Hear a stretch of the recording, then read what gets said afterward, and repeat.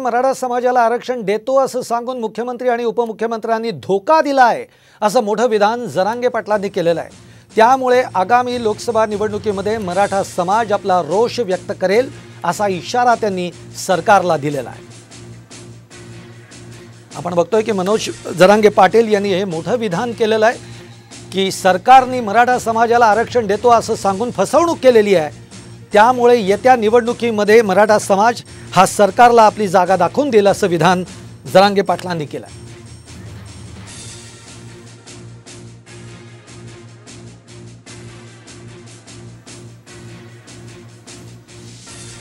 समाजाच्या मनात खतखत हे मात्र खरं आहे की समाजाच्या पोरांना धोका दिला गेला। आरक्षण देव म्हणले, दिलं नाही।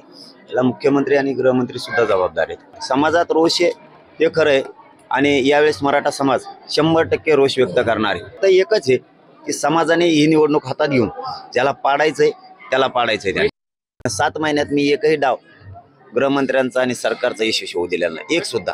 आणि ही डाव जर यशस्वी त्यांचा झाला असता तर विनाकारण समाज एकत्र केला आणि समाज मीच मातीत घातला असं झालं असतं। वेळ कमी होता आणि ते शक्य नव्हतं।